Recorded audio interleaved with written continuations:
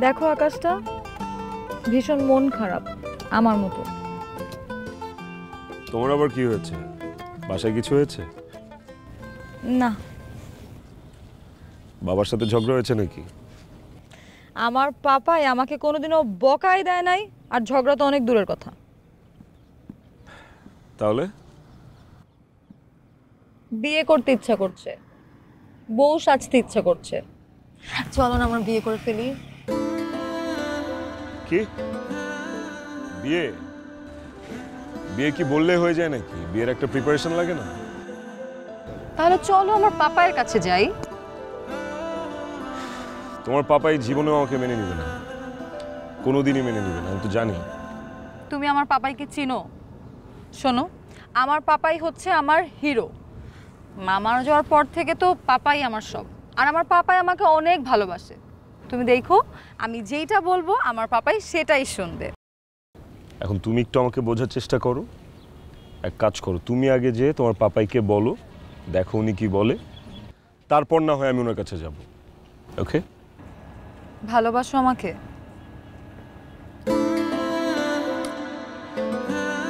পাহাড় সমান। বিশ্বাস করো আমাকে? নিজের থেকেও বেশি। কখনো ভুলে যাবে আমাকে? নিঃশ্বাস নিতে ভুলে যাব, তোমাকে ভুলবো না। তাহলে চলো না প্লিজ।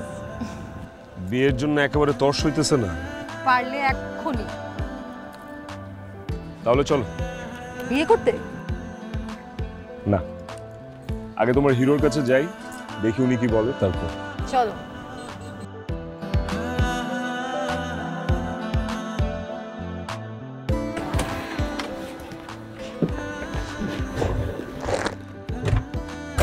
আরে এটা আবার তুই কি বলছিস?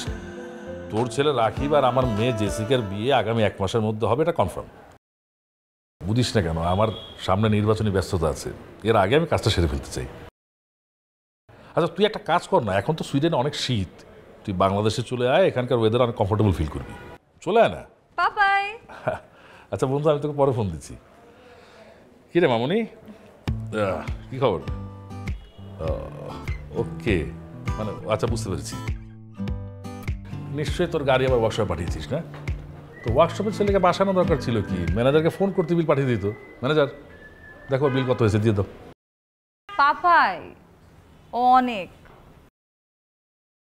আই লাভ হিম।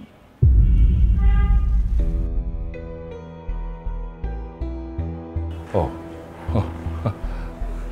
নগদের কাছে সব গ্রাহকই প্রিয়, তাই তো সারা দেশে ক্যাশ আউট চার্জ সবচেয়ে কম।